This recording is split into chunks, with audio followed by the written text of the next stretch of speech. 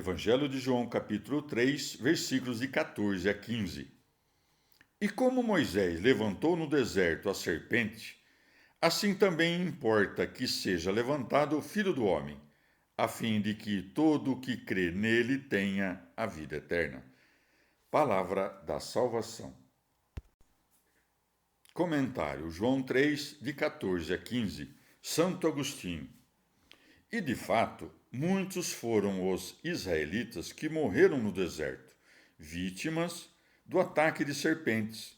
Por isso Moisés, obedecendo a uma divina injunção, levantou a serpente de bronze, para que se curassem quantos a contemplassem. Ora, esta serpente erguida é símbolo da morte de Jesus Cristo, como se a causa do mal se demudasse em imagem da cura. Com efeito, a morte entrou no mundo através da serpente quando ela persuadiu o homem a pecar. Ora, nosso Senhor não carrega na carne o veneno da serpente, senão somente a morte. Assim, sua carne, que guardava apenas semelhança com o pecado, embora apartada da culpa, foi punida porque destruísse na carne o pecado, a pena e a culpa.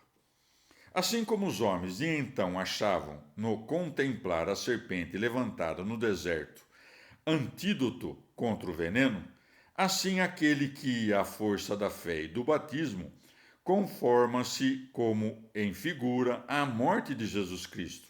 Esse liberta-se, por um lado, do pecado através da justificação, por outro lado, da morte pela ressurreição, a fim de que todo o que crê nele tenha a vida eterna. Dito isto, se os pequeninos acham-se livres do veneno da serpente, que proveito lhes traria o conformar-se à morte do Cristo por meio do batismo? Vai diferença entre o símbolo e a própria coisa. Aqueles eram salvos da morte para que continuassem a viver no tempo, estes, porém, para que tenham vida eterna. Evangelho de João, capítulo 3, versículos de 16 a 18. Porque Deus amou de tal modo o mundo que lhe deu seu Filho unigênito, para que todo o que crê nele não pereça, mas tenha a vida eterna. Porque Deus não enviou seu Filho ao mundo para condenar o mundo, mas para que o mundo seja salvo por ele. Quem nele crê não é condenado, mas quem não crê já está condenado, porque não crê no nome do Filho unigênito de Deus. Palavra da salvação. Comentário João 3, de 16 a 18. São João Crisóstomo. Quando nosso Senhor disse, importa que seja levantado o Filho do Homem, estava a indicar veladamente a própria morte. Não se quedasse Nicodemos contristado e o não tivesse por um homem comum, cuja morte resultaria inútil. Nosso Senhor, pois, retifica-lhe o pensamento, ao ensiná-lo que o Filho de Deus será entregue à morte e que essa mesma morte tornar-se-á a causa da vida eterna. Porque Deus amou de tal modo o mundo que lhe deu seu Filho unigênito, para que todo o que crê nele não pereça, mas tenha a vida eterna.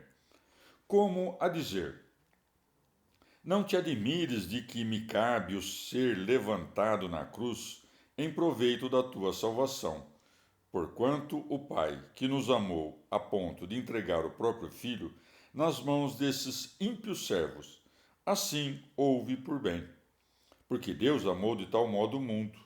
Não podia nosso Senhor exprimir de maneira mais portentosa a grandeza desse amor, pois que estes dois extremos, a saber, Deus e o mundo, acham-se separados por infinita distância.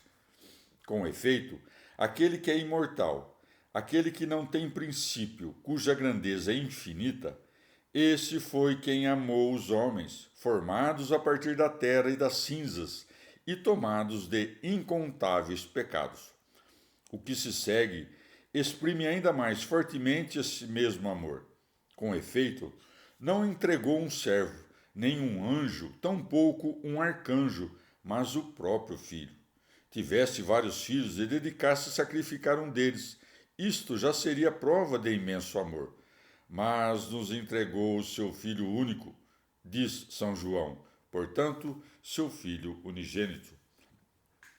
Numerosas almas, aqui preguiçosas e fracas, com o fito de a não mais transgredirem e de se entregarem a muito profunda indiferença, abusam da misericórdia de Deus e se firmam nessas palavras do Salvador a declarar que não há geena, que não há punição e que o Senhor perdoa-nos a nós todos os pecados. É prudente lembrar, contudo, que há dois adventos de Nosso Senhor. O primeiro, que já se cumpriu, e o segundo, que haverá de suceder mais tarde.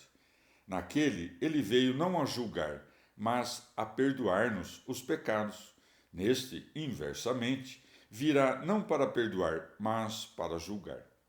Referindo-se à primeira vinda, asseverou-nos que não veio para julgar o mundo, porque compassivo não julga, senão que perdoa-nos os pecados, primeiro no batismo e em seguida na penitência.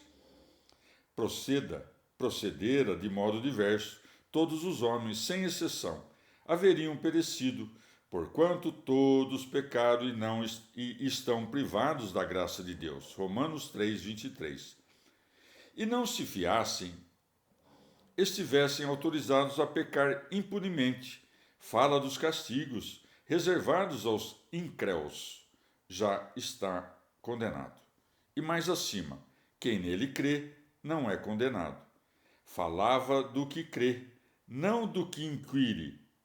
E quanto àqueles cuja vida é impura? São Paulo nos diz que esses tais não se podem contar entre os fiéis. Confessam que conhecem a Deus, mas negam-o com as obras. Tito 1,16. Com isto, quis o apóstolo dizer que não serão julgados quanto à fé, senão punidos severamente pelos crimes que cometeram, não pelo crime da infidelidade, porque disto não são de fato culpados.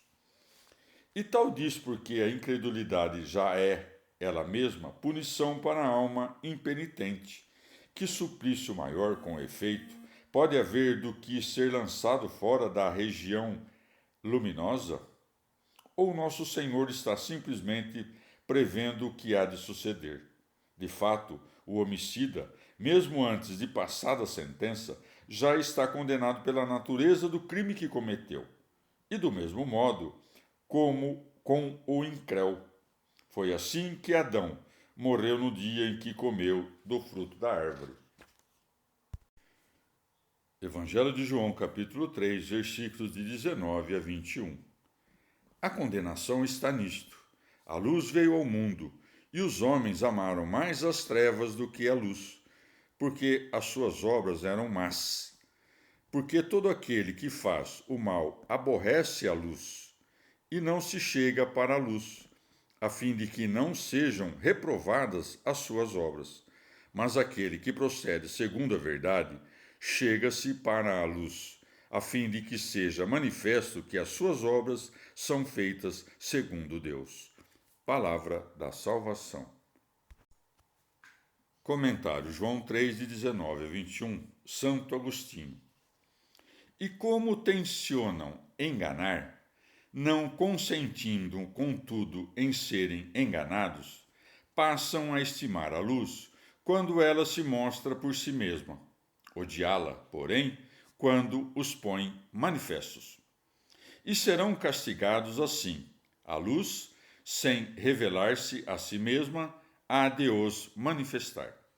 Amam, com efeito, a luz da verdade, mas aborrecem-na quando ela os reprocha. E não se chega para a luz, a fim de que não sejam reprovadas as suas obras. Se, contudo, Deus tem por más todas as obras dos homens, como alguns deles lograram obedecer à verdade e achegaram-se à luz, isto é, a Jesus Cristo, o Salvador havia dito que os homens amaram mais as trevas que a luz. Se muitos amaram os próprios pecados, muitos os confessaram. Ora, Deus acusa os teus pecados, e se com efeito acusa-os tu também. Nisto faz-te um com ele.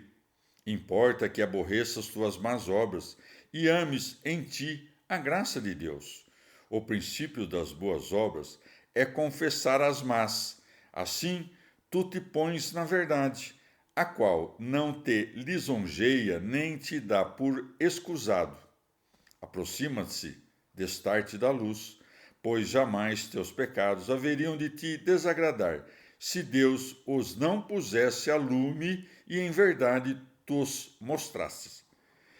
Que se acheguem à verdade por meio da confissão e alcancem a luz pelas boas obras, mesmo aqueles que pecaram apenas por palavras ou pensamento, ou se excederam no que é lícito, pois que os pecados menores, se deixados a acumular, resultam na morte.